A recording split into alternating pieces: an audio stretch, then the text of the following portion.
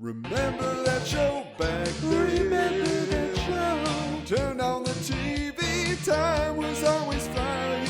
Why did they have to end? So many shows you forgotten. Now that we've got a podcast, we can release all the shows from our hands. Yeah, will you be? The most TV dudes you'll ever listen to. As long as we keep on talking. Sitcoms and cartoons from back in the day. Okay, we confess, we're obsessed. But we got a podcast to help you remember that show. Hey there, TV lovers, and welcome to episode 29 of Remember That Show, the podcast where we revisit the obscure or forgotten TV shows of the 80s and 90s. I'm William Bruce West. And I'm Adam Pope. For this episode, we're traveling from Atlanta to Washington, D.C. to catch up with an old friend and see where her life took her after a less than amicable departure from last week's show, Designing Women. But first, we need to travel back to our own TV-obsessed childhoods in a segment we call Theme Song. So, Will, you mentioned last time, you grew up in the Maryland area, right next to Washington, D.C., where this episode show is set. So what are your memories of our nation's capital growing up? Like, for a lot of people, they travel across the country. It's a big school trip, and I did that with my family one year. But, like, what was it like for you being next door? We take it for granted, like we don't do any of that stuff. Most of that stuff is considered like tourist stuff. The field trip, they stop around like third grade. It's like we did the Lincoln Memorial and the Washington Monument and all that stuff. Like we did the White House tour, but like that's tourist stuff. And it's weird because like you think about it, there are people in the Midwest at one point in time that was like their dream trip. Like we're going to our nation's capital. And we're like, ugh. Like I work in DC now and I do not go on the weekends, like I just don't. But like I always tell like transplants that there are two DCs. Like there's the DC that like the locals know and it's just your standard city with suburbs and blah blah blah. But then there's like DC, which is what people think of like the monuments and the high-powered politicians, and this is where deals are made and people come to like make their careers. There are tons of just like young people, like interns or Hill staffers, and they're making like no money, but there's this camaraderie of just like drunken debauchery while working for our country's most powerful people. And there's no crossover. You might see them at, let's say, like a happy hour, but it's like there are places where those people hang out and there are places where the rest of us hang out. So it's like I've never had that experience. I know real DC, but I don't know like quote unquote DC that you see on all the like CNN and C-SPAN and all that. Like that's foreign to us, but like what have you thought about DC? Like, because I remember like when we were this age, like when this show came out, DC was the murder capital of the country, but it's Marion Barry, like, right? Wasn't he? Exactly. Marion Barry, the crack-smoking mayor who went to prison and was reelected. So that's why nothing in politics surprises anyone from DC, because like they love that dude and they put him right back in and they loved him till the day he died. I almost got in a fist fight with him at karaoke one time. That's a different story. Wow. Like, how about you? What were your thoughts on DC growing up? Well, obviously, yeah, I'm on the other side of the country, so I'm getting the filtering through TV, right? Like Lisa Simpson, goes to Washington and is disillusioned with our government. Or Zach Morris runs for office in Bayside, because he wants to win a trip to Washington, D.C. I feel like it's got to have more cred with today's kids because Spider-Man had a scene, Spider-Man Homecoming and the Washington Monument, so, but yeah, when I finally went with my family, because my mom's family's from New Jersey, so we would go to like Philadelphia and we'd see all the historical stuff in Philadelphia, and then the next year we'd come and we go to Washington, D.C. I remember the Smithsonian and seeing like, the Spirit of St. Louis hanging up, on display or something, and then I'm disappointed because I don't know if it got added later or what, but like nowadays, like Fonzie's jacket is in there. Like there's all these like television history things that we did not go see because that's what I would have remembered.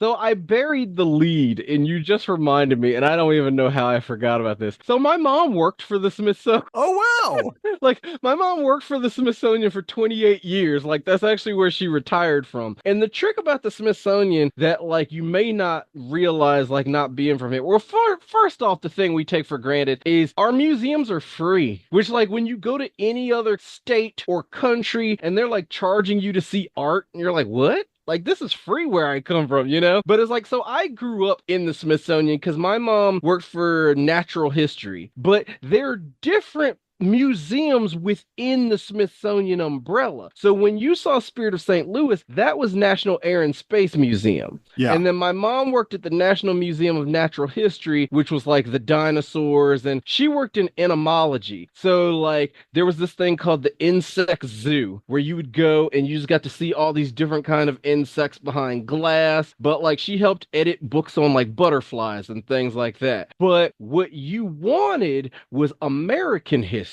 The National Museum of American History is the pop culture one. So that's where it's like Fonzie's jacket, Archie Bunker's chair. And I mean, I didn't even get to see that one until probably within like, let's say the last 20 years. And it's like my mom retired 30 years ago. So this was after she even worked down there. Like we never left natural history. So it's like I knew Uncle Beasley. He's this big like mastodon that they have stuffed in the lobby. Like she used to do this too. Like before she really hated working, she would just give random tour. Like she'd see like groups of tourists and just give them like a walking tour. It's like they don't pay you to do that. So it's like I'd walk around like point people where the bathrooms were, things like, you know what I mean? But like that was my DC as far as like, I guess that's the crossover, but I've always kind of felt like the actual like growing up in this area experience of DC, if you want that from TV, it's 227. A lot of people don't realize 227 set in DC. It looks like it's set in like Brooklyn. Yeah. You know,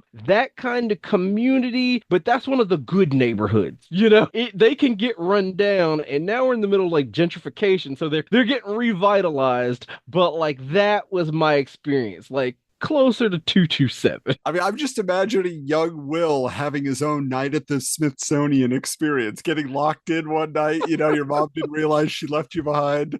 Well, despite my proximity to all the government excitement, it did not inspire me to get into politics. But a lot of TV characters have campaigned for public office over the years. Adam, do you have a favorite TV politician? Obviously, like Out of This World, which is a staple for me. I go to Kyle Applegate, as the mayor, but it doesn't count because it's not from TV. But I always think of the mayor from Ghostbusters, and especially Ghostbusters 2, being miserable and treating other people like dirt is every New Yorker's God-given right. Like, that's a politician for me right there.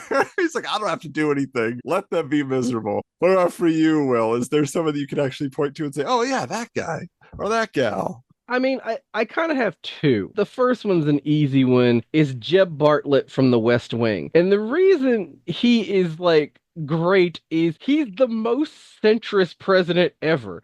If anyone hates The West Wing, it's because they hate Aaron Sorkin or they hate the writing. But like as far as politics go, Jeb Bartlett doesn't really do anything that's like gonna offend anybody. But like he's always making the right decision, even when he makes the wrong decision, and everything goes his way. Like his daughter gets kidnapped and they actually get her back. I just love Jeb Bartlett. But like when it really comes down to it, and I know we talk about it later, but it's gonna be Benson Dubois because of the growth. This is an era when characters didn't see a lot of growth, and Benson is a character who debuted in the sitcom Soap, which we talked about last episode. And in that sitcom, he's just the housekeeper. That's his job. And then so when Benson starts, it's almost like a slave trade because he works for Katherine Hellman, known as Mona from Who's the Boss. on soap.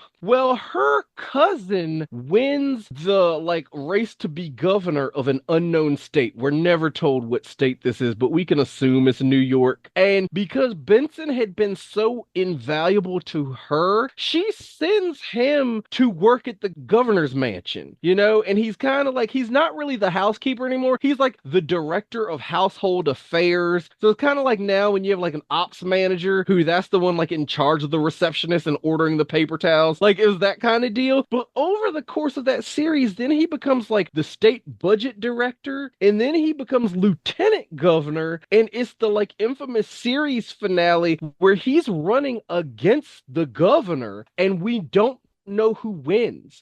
They left it on a cliffhanger and the show got canceled. So now there's all this apocrypha or whatever of who do you think actually won that election, would he have stayed on and helped Gatling in another administration? So just that character. And Robert Guillaume kind of gets forgotten, he did a lot of great work back in the day, and he sadly passed away not too long ago. But a lot of my generation seems to know him and love him more for Sports Night, which is another Aaron Sorkin show, but to me, it's Benson Dubois. It's funny. Here's my Robert Guillaume story. So number one, fun fact, he was Phantom of the Opera on Broadway for a time. Did you know about this? I think I did. I remember that being a big deal. And then there's this Gene Simmons movie called Wanted Dead or Alive. Really, it's a Rutger Hauer movie, but Gene Simmons is the terrorist villain in it. And Robert seen that movie? Yeah. And Robert Guillaume, is Rutger Hauer's I can't remember, I think he's his boss. I mean, I think he's a police chief of some sort or something. But at the end of the VHS tape, there were special features, which was kind of rare for a low budget movie. And it was an interview, the cast and stuff. And it's Robert Guillaume. And he's talking about Gene Simmons. He's he is a fascinating man. He really knows how to speak 3 languages. You never would have thought, this rock and roll guy. But because it was such a lame movie, my friends and I, when we watched it, our quote, it was like doing a Saturday Night Live impersonation of Robert Guillaume. And his line was, "This is a film." And that was it. He really wasn't saying much about the movie. He wanted to talk about Gene Simmons instead, Well, that certainly was a movie. That was a film. No, Robert Guillaume and Ben Vereen are cut from the same cloth of this whole black actors who crossed over from theater to TV at the perfect time in the 80s, and they had some memorable roles, but never really got huge. Ben Vereen had Zoobly Zoo, and he was Will's good for nothing dad in Fresh Prince, but he's not really a name. And same with Robert Guillaume, but I kind of think of them together of that era. Yeah, definitely. All right, well, here's the thing, Will. We got to figure out what was going on in the television world, what people wanted to see when it came time to turn on their TV. So let's check out how this show got the green light.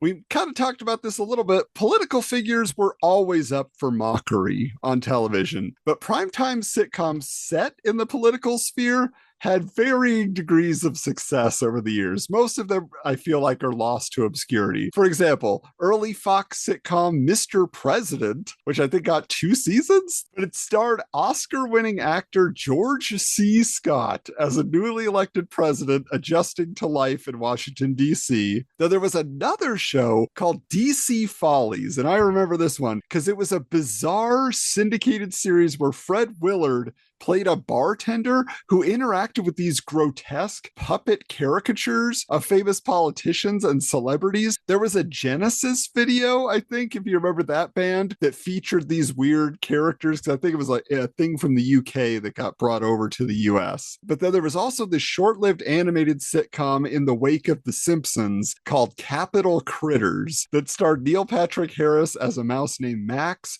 who moves into the White House with a bunch of wacky rodents. I only knew about this from the Kenner Action Guide. Toy Guide. Yes, I was going to say that. I never watched an episode, but I remember.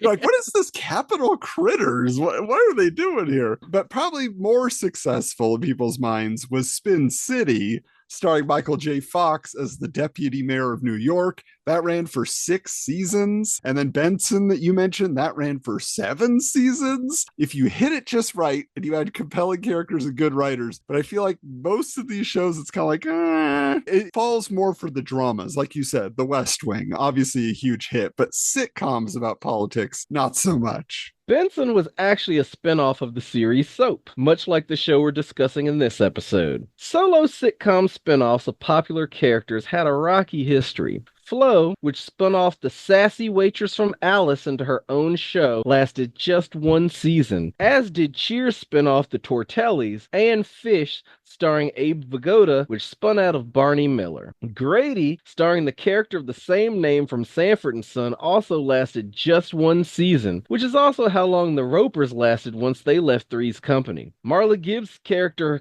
of Florence, the maid from the Jeffersons, got her own series called Checking In that was canceled after just 4 episodes, and the character was forced to return to the show she had tried to spin off from. Our show for this episode was no exception to the 1-season wonder trend, so let's find out what it had to offer in our elevator pitch.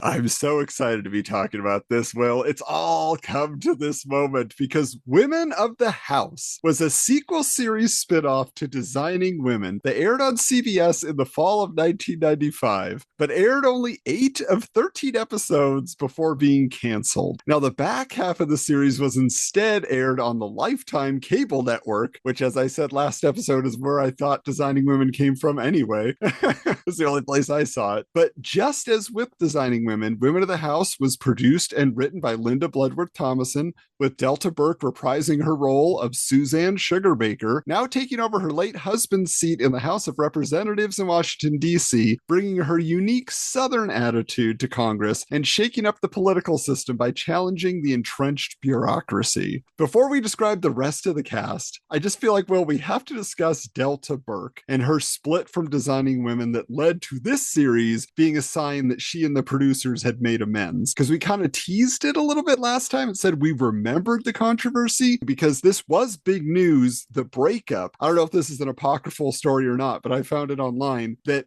when Delta Burke first came on camera for the opening scene of Women of the House, she got this standing ovation from the studio audience, and it went on so long, she just went off stage, grabbed Linda Bloodworth Thompson, brought her out, and they raised their hands to show we're friends again, and everybody was so happy after all she had been through in the press. So what do you remember specifically? Because you said you know the behind-the-scenes drama. What was Delta Burke being accused of? What were the producers being accused of? What was going on there? I gave you all my best stories last episode, and I was thinking about this because I was like, it's one of those, like the Hatfields and the McCoys, where like they've been fighting so long and their grandkids hate each other, but then it gets to the point where it's like you don't even know what you're fighting about. Like, I know historically there was drama with Delta Burke. In recent years, we have discovered there was like pressure on her to keep her weight down. Like in a recent podcast interview, like since COVID, and she doesn't give a lot of interviews, that's when she revealed that she discovered crystal meth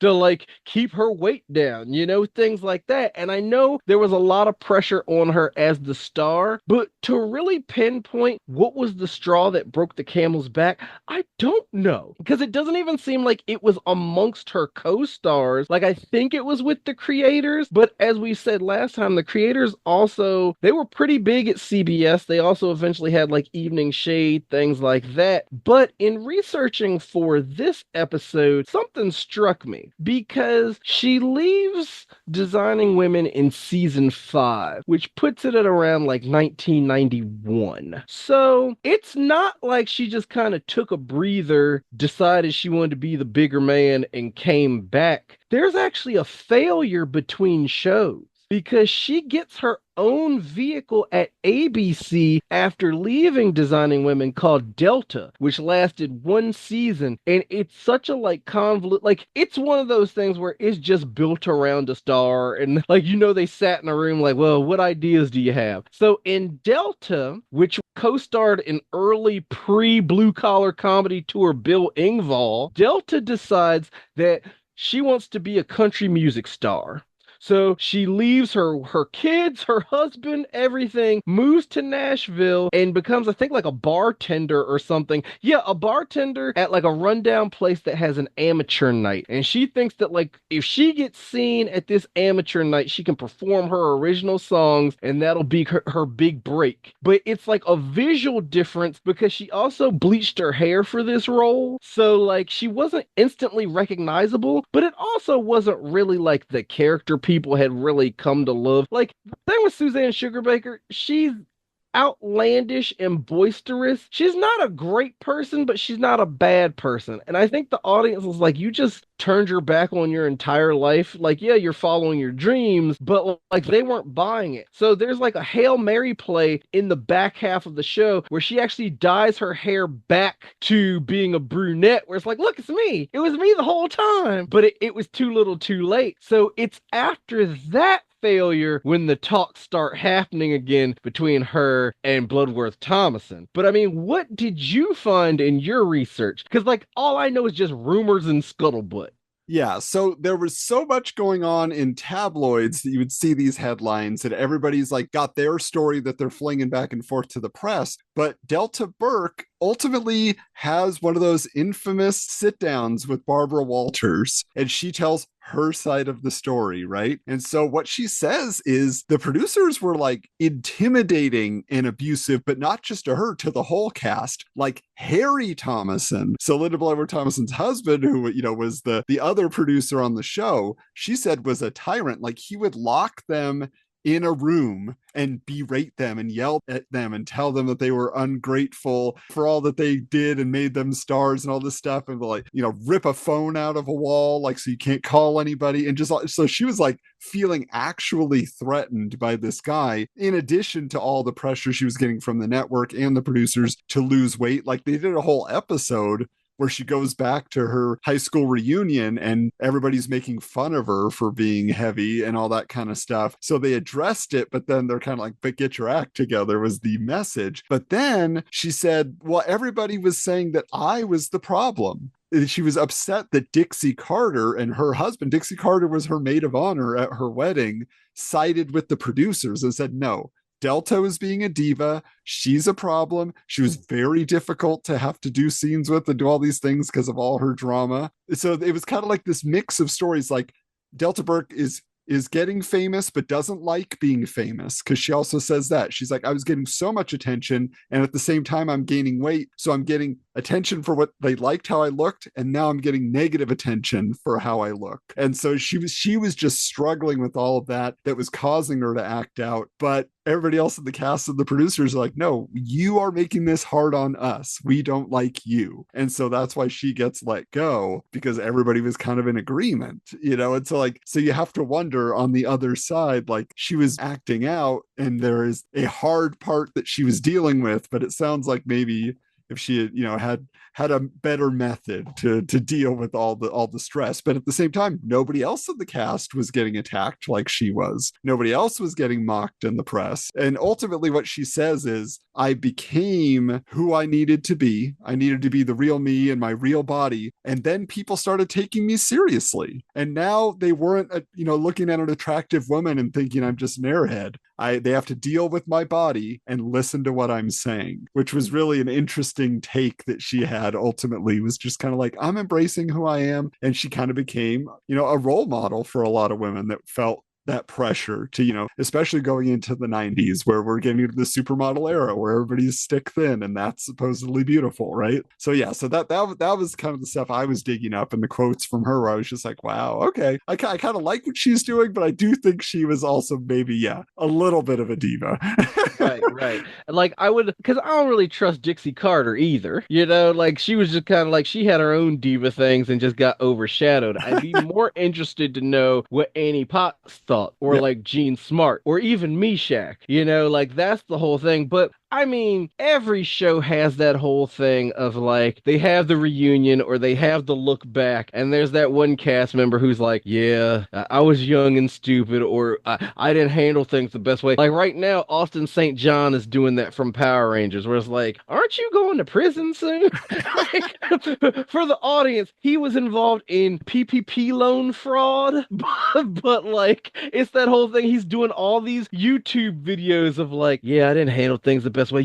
I was 17 at the time. It's like, yeah, young and stupid, but I never let him off from that because I was an angel at 17. Well, here's the thing. So Delta obviously lost all her friends for this time period. She had all these designing women that left her in the dust. But who was she with now in this series, Will? Well, Delta was surrounded by a cast of familiar and soon to be familiar faces, such as Terry Garr as Sissy Emerson, her alcoholic press secretary, who gets back on the wagon after the pilot and falls into more of the outspoken liberal feminist role. Patricia Heaton, who would go on to fame on Everybody Loves Raymond as Natalie Hollingsworth, a very dour Republican advisor who guides Suzanne through the rules of politics. Valerie Mahaffey from Wings played soft-spoken housewife turned secretary Jennifer Malone for the first 4 episodes, after which the original choice for the role, Julie Haggerty of Airplane fame, took over the same role but left after 2 episodes, where Mahaffey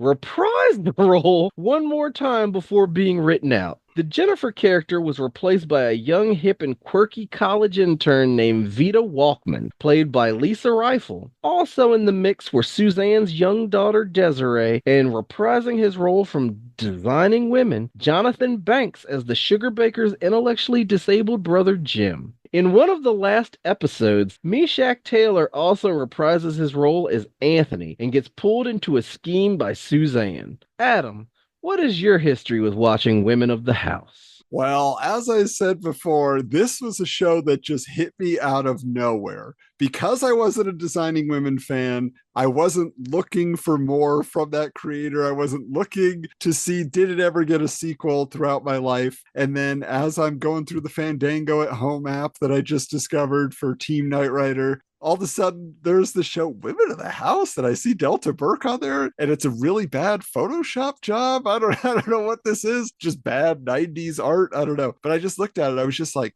no way. She's Suzanne Sugarbaker on the show. How did this happen? I wanted to know everything about it. And so this is literally my first watch through after my first even understanding that such a thing could be. But Will, I have to believe that you were in touch with Women of the House. You had some idea of what it was about, yeah? I mean, I knew it existed because I was that guy who like read TV Guide. Not even really TV Guide, because that's like the pop culture answer. Like, we always got the Washington Post, and the Washington Post had this thing called TV Week, which was in like the Sunday Circular every week. So that's where I knew what was coming on. I wasn't getting the little digest at the grocery store. I was getting the thing that came in the paper. So like, there were always articles of like, hey, this show is coming. And I mean, especially it being DC and it being a DC set show, like I remember there being a story about it. But if I watched the pilot, that was it. Like, I watched more getting ready for this episode than I did at the time. Because, I mean, it's 95 by this point. We got, like, Full House taking his victory lap. We got, like, TGIF in full swing. Like, the last thing I care about, like, I watched Murphy Brown till the end, and that goes till 98. But I'm not going to CBS as much by this point as I was during Designing Women. So, like, all of this is new to me. And I'm just kind of like, wow, younger Patricia Heaton. Because I feel like she's actually playing older than she might have been at the time. And then Terry Garr, that was weird because she's kind of playing against type. Like, up to this point, Terry Garr had been the hot one. Yeah. And, like, they pulled, like, a Vivian Vance. You know, like, they say on I Love Lucy, Vivian Vance was not used to playing the frumpy sidekick. They frumped her up so she didn't outshine Lucille Ball. And that's what happens here. Terry Garr was, like, the sex pot character in most places, but here she's like the alcoholic press secretary, you know? So it's just, I knew a lot of these people, but they weren't enough of a draw for me to come back. Because I feel like I didn't even love Suzanne on Designing Women. That's an appreciation that came later in life. Like at the time, them bringing her back is like, ugh. Okay.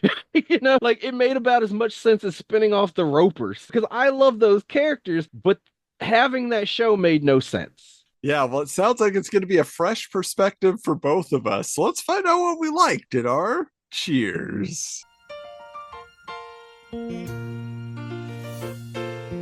This show is the complete opposite of Designing Women in terms of tone. What I complained about last time, this is 75% comedy and 25% message, which is exactly what I want. Like, I feel this is a fish out of water story about Suzanne bucking up against the system. But it's got an emphasis on jokes and clever dialogue, not so much the relationships. And I actually laughed out loud while watching this show, something I never did watching 15 or so episodes of Designing Women across the entire series.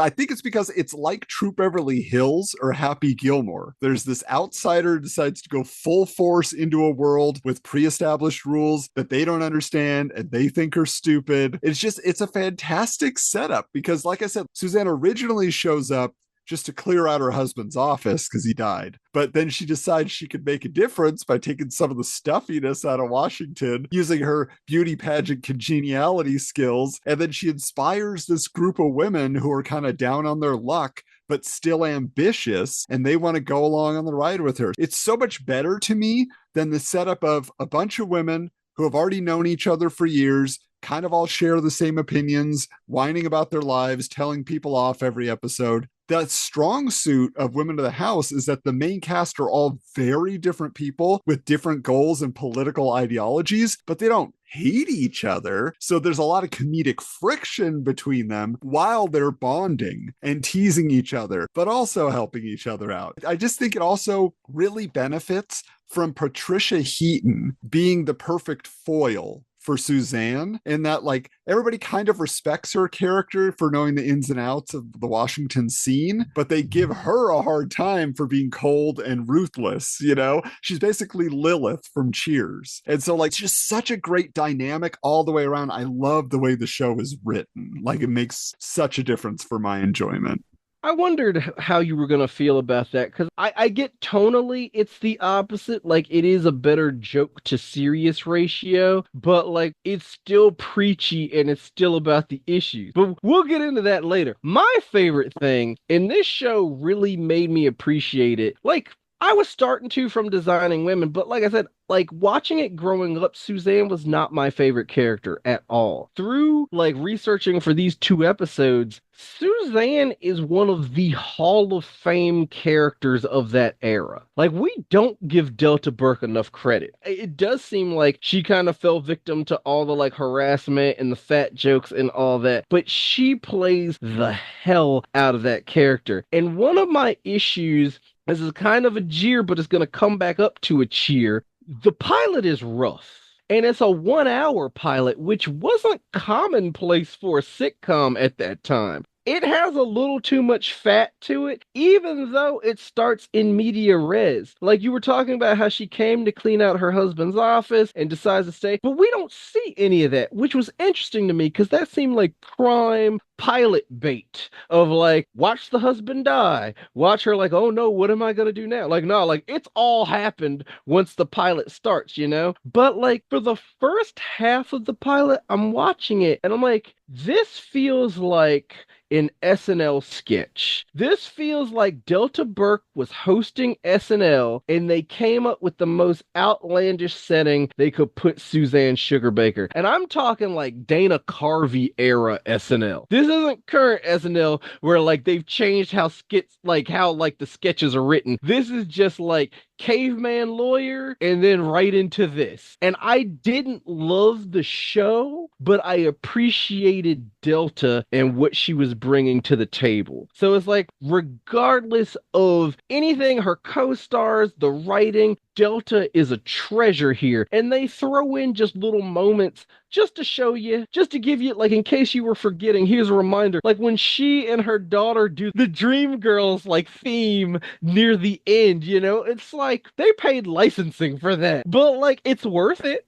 It's totally worth it. So I walked away with a newfound appreciation for Delta Burke and that it's a crime that we don't have more from her. I mean, you are right. I mean, she is on fire in the show. She's sassy, she's confident, but she's also sweet at the same time. It's so interesting because she sticks to her guns when she's challenged by the politicians or TV hosts or whatever, but in a total beauty queen way of killing them with kindness, because it is an evolution of the character. Because on Designing Women, she was written as a snob to be criticized and never really given the benefit of the doubt. It's like, no, you're wrong, Suzanne. Like you're a terrible person. But here, she is ridiculous, but she's not wrong. Like it's clear the character has grown over time and she's still true to her core of being a rich lady who's used to getting her way, kind of living in her own world. But she also owns like her full figured form. It's brought up as a good thing throughout the series. Like she just kind of talks about it. I mean, just like Designing Women, there's a lot of boob jokes and everything else like that. There's all that going on. But I think she is fantastic. But I do want to point out this Valerie Mahaffey actress. I don't know her. Like, I vaguely remember her from Wings. Like, what was her role on there, Will? Do you remember? Didn't she work like she's like the lesser Crystal Bernard? Like she's there, but I don't remember her being important. She's Yeah. just got that face where like I've seen her in a lot of failed shows. She feels like she should always be playing a psychotic woman. Like she's got she's got crazy face. Yeah. But she's so good on this show as like the timid woman who's trying to come into her own because she hasn't been with anybody except her ex-husband who, they met in high school. She always brings that up. And now she like decides she wants to be this like real flirty gal. She wants to get out into the dating world. She says, I want to have sex with every man. And like, there's this whole thing, like she's got a purse full of condoms that she dumps out. She's like, help me choose the right one, to all these supposedly, more experienced women and all that kind of stuff. But the problem is when Julie Haggerty comes in, I'm like, oh no, well, I missed the other girl. She was nailing because like she's there from the beginning, but now Julie Haggerty comes in and it throws off what chemistry they had developed. And so I'm kind of like bummed because like there's this whole thing like where they continue on like, oh, Malone, which is what they call her, wants to go and now she's going to be flirty with every guy she sees. And every time she answers the phone because she's the secretary and all that. And it comes off stupid as opposed to sweet when Julie Haggerty comes. So when the original actress returns, I was so excited. That being said, when they write her out, and Veda comes in instead, Veda Walkman, which is like the best name ever. When she comes in, she's definitely Roy from The Simpsons. How you doing, everybody? Hey, oh yeah, hey Roy. Like she's just meant to bring in the hip younger audience, but she's so funny and also hot. I actually thought it was a post Who's the Boss Alyssa Milano when she showed up at first.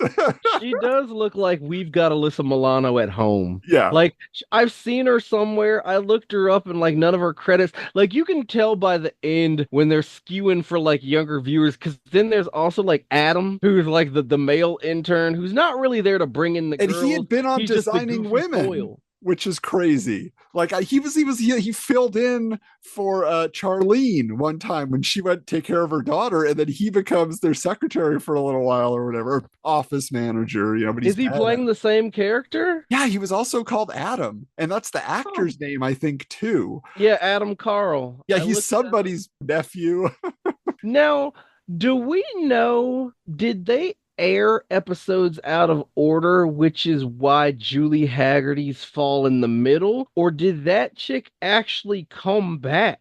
No, as I understand it, it was Julie Haggerty was the original choice for that role. The original choice, and right. then she couldn't do it because of, just scheduling conflicts. And then she became available. They're like, great, bring Julie in, But Mahaffey or whatever has 2 episodes after Haggerty because Mahaffey is episodes 1 through 4 and then episode 7. So it's kind of like, do they air them out of order or like was there musical chairs? Because it has the same dissonance as the Tory episodes, where it's like, what's going on? What's the Yeah. continuity here? They look close enough like each other that you're just like, oh, I guess different lighting. But it's still from a behind the scenes perspective. I'm just curious if we knew what It's happened there. wonderful train wreck, the show, and we're going to get into it. But I just wanted to say that, like, I think, like, back to Delta, what helps this whole enterprise is she's relatable and authentic. Like, I say her energy is akin to a Southern grandma, whereas, like, she means well, but she's gonna say what's on her mind. Like, my favorite dialogue, and it would be controversial now, there would be a bunch of think pieces when she goes on Crossfire. They ask her about gays in the military, and she's like, well, I think gay people should be able to, like, go die for their country just like everybody else, but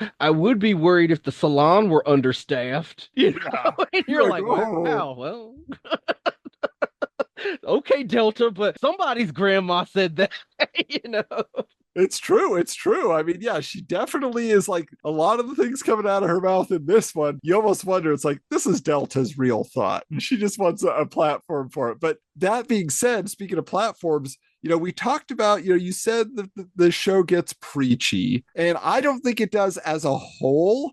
But there is one, and really only one, very special episode that includes a lot of jokes and a truly effective closing out of the episode. And that is the one where Suzanne and her staff are called upon to review violence against women in Hollywood movies with this committee made up of 3 men. And so they're watching these movies together, like 9.5 weeks, and all these, famous like thrillers and horror movies and things. And they're making jokes about how ridiculous the portrayal of the female characters are, but then also like how it hurts them to see women constantly be naked, afraid, and abused on screen. And it ends with Suzanne speaking at a press conference where they get a bunch of like famous actresses, over the years, people you recognize, that you can tell they're speaking about their real experiences. Like, and they're talking about demeaning roles they had to take or demeaning roles they did, and then they got Academy Award nominations for or won awards for. And you're just like, whoa. Like, so Suzanne then closes by putting both sides of the issue on blast, where she says Hollywood studios should not be producing these horror movies and thrillers where women are terrorized, but the actresses also need to refuse to take the roles so that there is resistance to the very existence of the role in the first place. They'll stop writing them. And then the episode ends with a montage of scenes of women being raped, stabbed, stripped,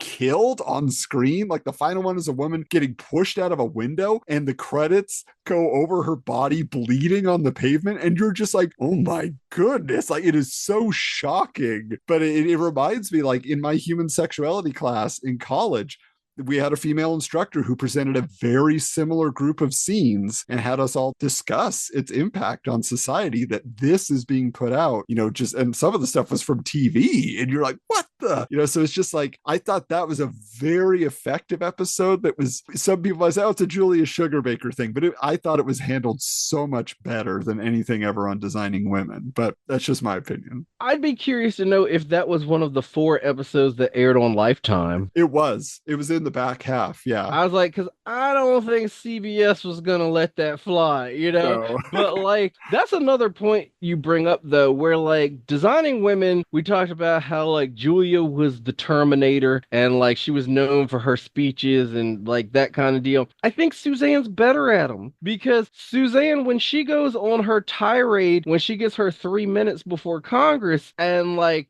it again, she's just so much more relatable. It's that whole thing of like, she acknowledges her shortcomings and her faults of like, yes, I'm a rich woman, I've always been rich, but like, I need you to realize I didn't come to Washington to sell like knickknacks and tchotchkes. Like, I'm already rich, like I'm not gonna like, and she makes a point. But throughout that whole speech, though, I'm thinking like, wow, like so many more people are going to relate to this than be repelled as they would from a Julia speech. Yeah. And I didn't know Suzanne had that in her, because she never really had the chance to shine as much on that kind of stage back on Designing Women. Yeah, as a vehicle for Delta Burke, it really works, but it doesn't all really work. So we got to get into our jeers. Boo!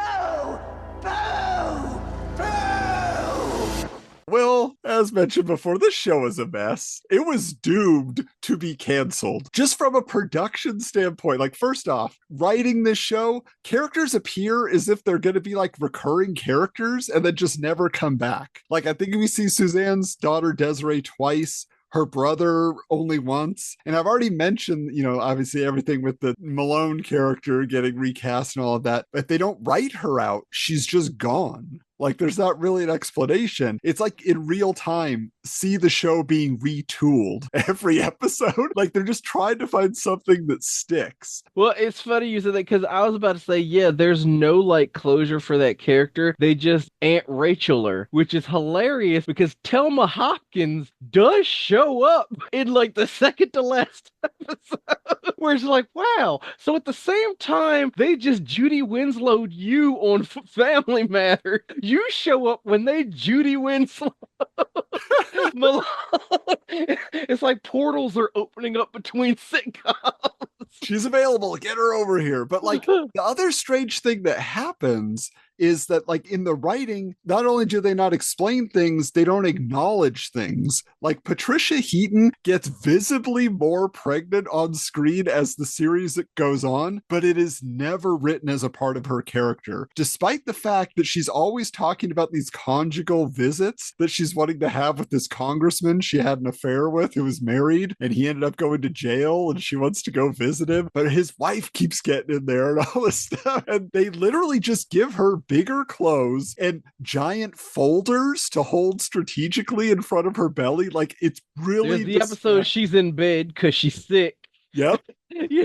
Or they shoot them all from the chest up. Like, they'll do scenes like that too, where they're blocking it that way. You're just like, what is this? There is no continuity there. And that's kind of what made me not like her as a character, because she's not a good person. I feel like if the show had had time, we would see there were layers to her and why she was so damaged. But in the pilot, we meet her. She's a cutthroat Washington. She's fighting her way to the top, and she'll do anything she needs to get there. She's having this affair with this congressman, and she's upset because, like you said, his wife keeps getting in the way. At some point, there's dialogue that they got divorced because they start referring to her as the ex-wife, as the conjugal visits, like those attempts increase. And I don't know if like standards and practices said that, but someone didn't get the memo, because when we see the conjugal cabin, he's still wearing his wedding ring. Nobody's doing continuity on this show, which, like, I don't think they cared by that point, but like, it's jarring in that I praised Delta, but I think everyone else here sucked. Like, Terry Garr is not her Terry Garrist. Like, she's kind of slumming it. It's like they gave Terry Garr the first season of Murphy Brown. They're like, how would you put some Terry Garr on this? Because, like, press secretary, journalist, same kind of deal. Her look is somewhere between Candice Bergen and Martha Stewart, which is funny because Martha Stewart comes up a lot. I guess this was like when she first blew up,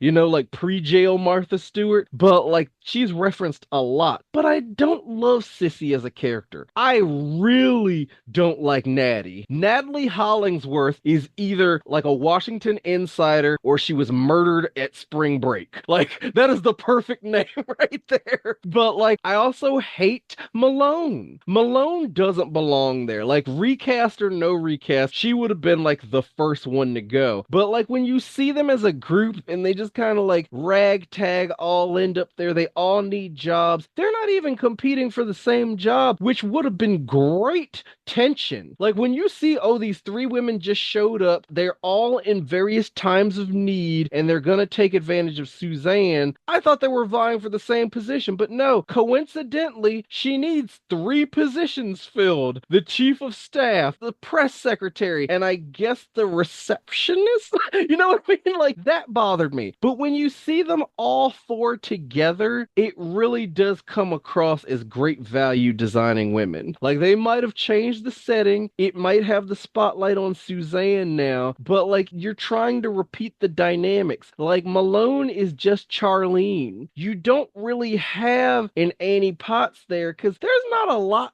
too Mary Jo. Like, we're being honest. Like, Annie Potts put butts in seats because she can just like add that little like sauce to everything. But Mary Jo Shively as a character isn't very dynamic. So that could almost be Sissy. And then you've got kind of like dueling leads almost between Heaton and Burke. But I don't like any of the characters. I like Delta and I like Jonathan Banks as the brother. I even like the little girl. Well, obviously, I disagree because I think most of the cast, I like, but I do agree that Terry Garr is the weakest of them all. But sadly, like, this is the other element of the show is, you can see that she's having a hard time getting around the set. And Terry Garr was dealing, with multiple sclerosis. Like, she was having that early onset of what she was dealing with at that time. But, that's never addressed with the character either.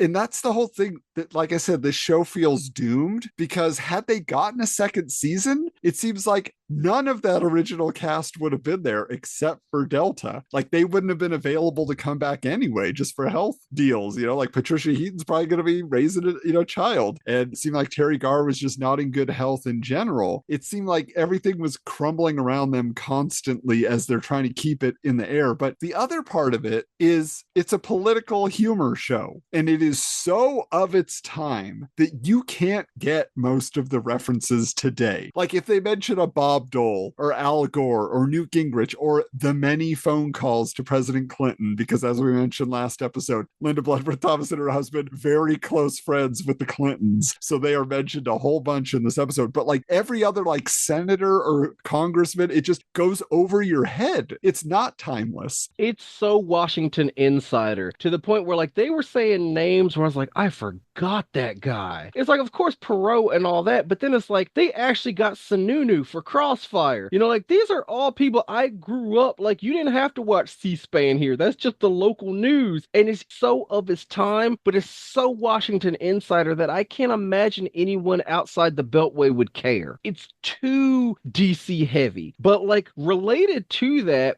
and back to Suzanne and even Natty, I don't like the message I think the show tells. And my new thing is I'm McCarthy and I'm always looking for an agenda. But like in its quest to prove that women can hang with the boys, it shows that in order to do so, women have to resort to the same underhanded tactics, and it makes them not great people. Like I already talked about Natty. I think she's damaged, and we never get to that, so it's like it would have been interesting to see what a season 2 would have hilariously brought about for that. But Suzanne, my biggest problem, this is going to sound crazy, were it not for the Meshach Taylor appearance in the finale, I would almost propose this was a multiverse show. Because, okay, Suzanne just lost her 5th husband, right? If we do the timeline, now they do happen to tell us that the daughter is adopted, so we don't have to do the math of like, when did she give birth to this child? But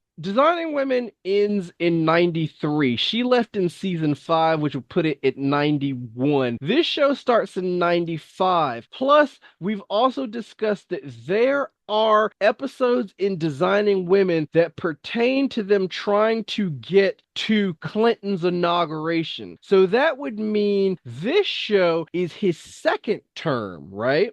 That means there hasn't really been enough time for her. I mean, there are whirlwind romances, and it seems like this dude was old anyway. They say he was 76. But I'm trying to, A, figure out when did she get married and, like, what was this marriage? But B, at no point do I ever feel she loved him. Oh, no. This was not a marriage of love. This is a marriage of, like, convenience and success because she is a social climber. She makes no bones about this is her 5th husband and she will probably marry again. And she has acquired her wealth throughout all of these marriages, but she makes a point to say, I didn't get it young because that shows I worked hard for it and that makes it better. But none of this was earned, like, through hard work. This was earned either via pageants or family money or through her marriages. When they're trying to do the scandal, the knick-knack gate of her selling the brothers tchotchkes in the gift shop, she says she gets more than enough money from her 5 husbands. So like now she's just a black widow. And I think that's like a mar against the character. Like that's what's weird about the end of the pilot, because when she gives her little speech on the house floor and you're like, damn, that was a great speech, she looks up in the balcony and she waves to an old man who looks like Hal Holbrook, which would be weird because he played No, Dixie's boyfriend. Will, it's Jimmy Stewart.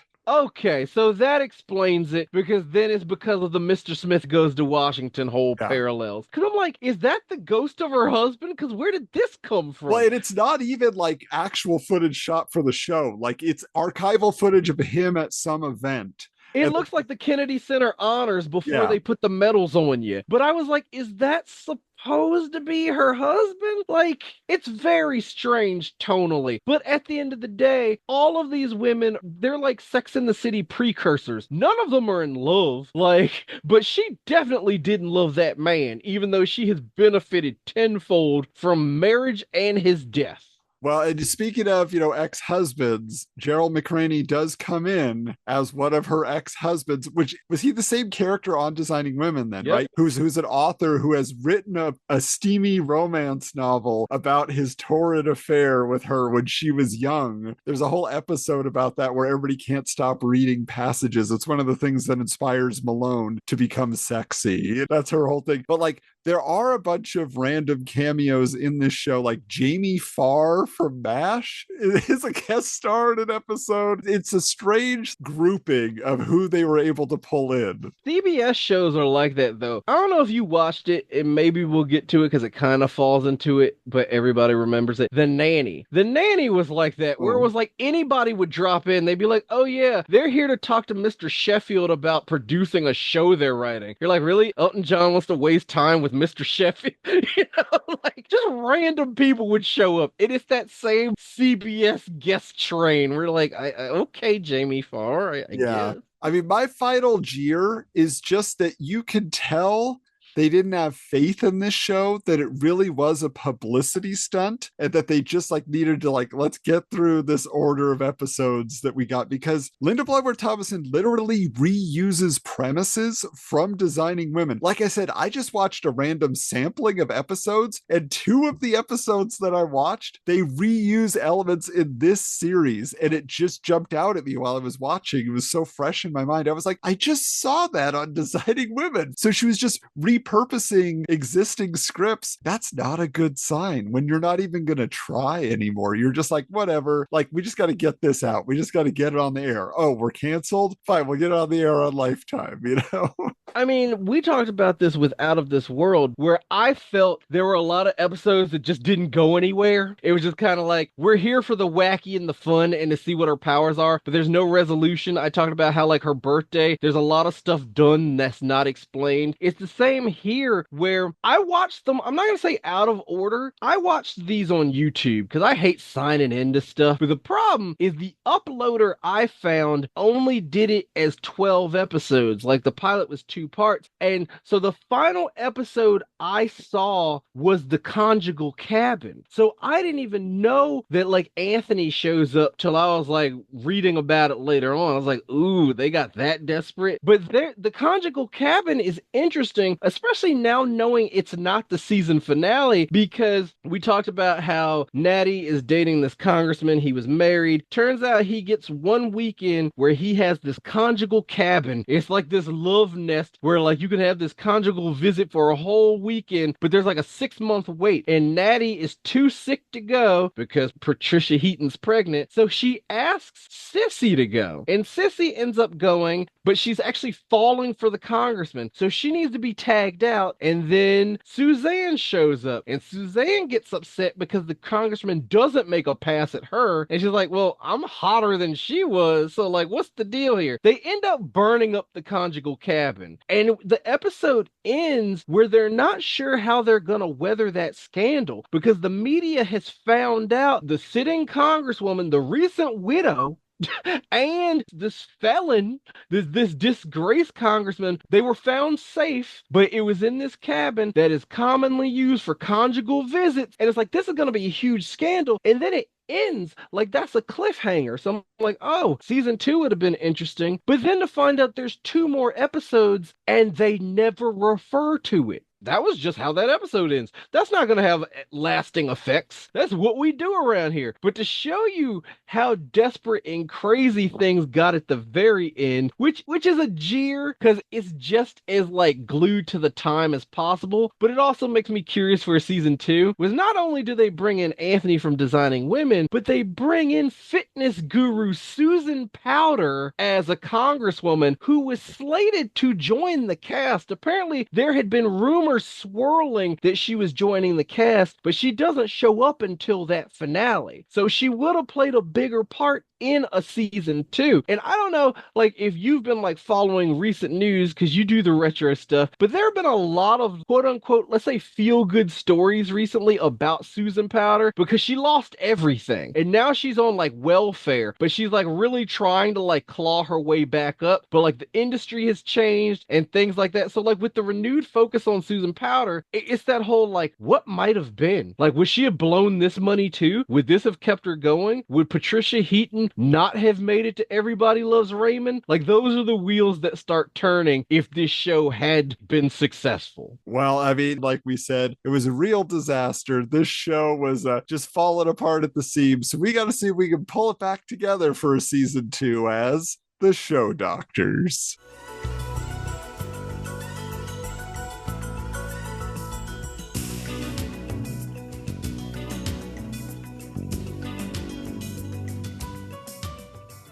We cannot continue this Washington political stuff. Like, it's not working. Like you say, it's two of the time. Nobody can get the references. Even after a year or two, all that stuff would be too old. So at the end, what Anthony actually does is commit a crime. There is a diary that Susan Powder's character says, oh, you need to turn that in as evidence, Suzanne, because you told me she let it slip that she wrote down that she was somewhere, and this is how I can prove my alibi and all this stuff. And so Suzanne doesn't want it to go public because it contains her weight, and no woman should have her weight shared publicly. So her whole thing, the whole episode, is trying to figure out a scheme with Anthony to get rid of it. And her thing is, it needs to be thrown off a cruise ship into the ocean, and you need to be the one that does it, so it's not tied to me. But when he throws it, because he eventually agrees to do it, somehow it lands on Regis Philbin, and they show Regis and Kathy Lee on their morning show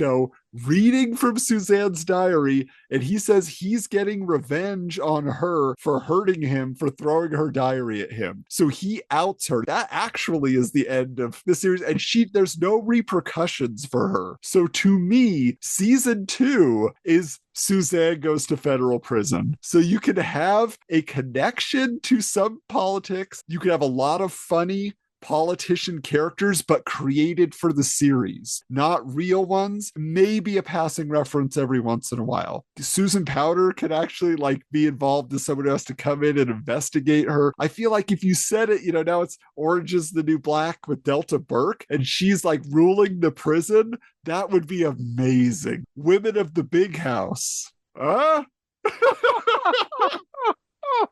It's gonna be like Archer, where it just changes this whole setting every season. Why not? Why not? All right. All right.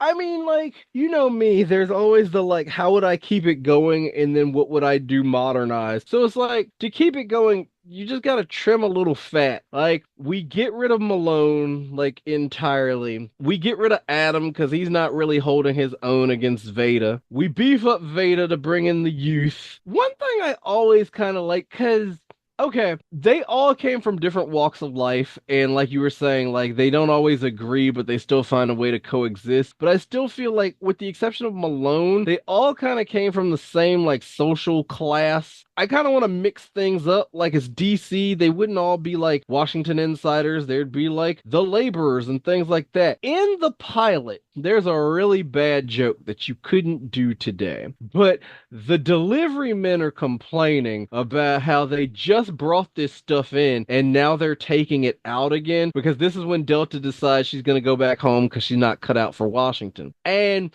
Delta tells them, keep calling her Delta. Suzanne tells them, well, if you just do this job, you can pick any one of these girls you want and have sex with them later. You know, that Oh. kind of thing. I'm just like, oh my God. But like, yeah, they said that. But thinking of it, there were two guys there, and one of them kind of stood out to me more than the other. And I thought about how I really loved the dynamic on Murphy Brown between Murphy and Eldon, who was like painting her house. He was like the house painter, but he also was like the handyman, and he was just there. Like, it's a really weird situation where it's just like he was supposed to paint a mural, and it took him like 8 seasons, you And know, then he until like becomes one the day. father of her child. What? Isn't it No, him? not. No, I he thought helps her. Eldon was the He, baby daddy. no, No? he helps her raise the child. If I'm not, the father once again is Scott Bakula. He was Oh, leaving his no. seed all over CBS sitcoms. It's Scott Bakula because he was like a wartime correspondent and they had like a fling. So he just helps raise Avery. But the sad Um, thing is like Robert Pastorelli OD'd before the show ended, you know? So it's like he never got like a fitting kind of like he wasn't there when the train pulled into the station. But I kind of want a blue collar guy in the mix here. So I would add him. I would, like I said, I get rid of Malone because they say in the very beginning that like Washington would eat her alive, and it would. Even the suburbs would eat her alive. Like she's not cut out for here. So that's how you like write her out. And like you could get 3 to 4 seasons just from that right there. You tone down the politics. Not every other joke is like a C-SPAN joke. It would do fine because like CBS hasn't gotten into like the Raymond King of Queens era yet. That's fine. But my ideal situation, you bring it back now. Multicam and all. We can acknowledge that show, but I'd rather not. This is inspired by, I fall down these Wikipedia rabbit holes, and I can't name the actress or the show, but I fell into something like a week ago where there was like a Canadian actress on a Canadian show that was about law. And she was on this show for like 14 years, right? And then 28 years after it ended, they rebooted the show with her playing the same character, but with an entirely new cast.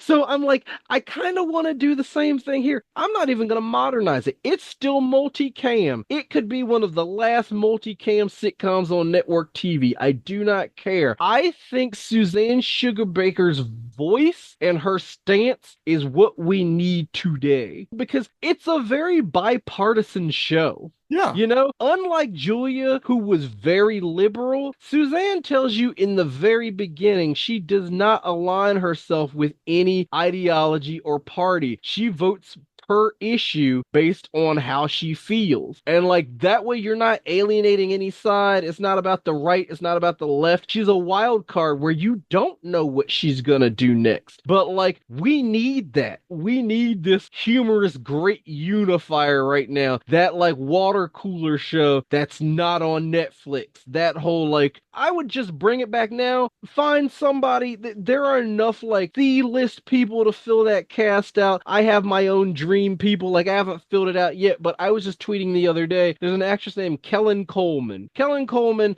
pops up every now and then. If you watch The Office, she was Pam's best friend Isabel, and she really only shows up like 3 times, but I think she's perfect. She could easily have the Natalie Hollingsworth like role. You know, you just retcon that there was ever a Women of the House in '95. And you just pick up 30 years later. Wow. Okay. Hey, if that's what does it, if that is the show that brings our country together, the wisdom of Delta Burke as Suzanne Sugarbaker, so be it. But man, this was a fascinating conversation, an amazing train wreck of a show, but it's so memorable. There's so many things to mull over in your mind. You're like, why this? And why this? But also this. Hey, okay, this. So yeah, I really loved Women in the House. This has been a very fun conversation. But next time around, tell them what we're going to be talking about. Well, we're leaving the sitcom world. world to join up with the Central Organization of Police Specialists, aka Cops, in their syndicated animated adventure series inspired by the Hasbro action figures. It's a ton of 80s fun, so stay tuned. So in the meantime, hey, want to find out when that episode is dropping? Then go on over to @RememberShowPod. Of course, we'd love for you to also follow our accounts. You can find me at Hoju Coolander. And I'm at William B. West. But until next time, we're changing the channel.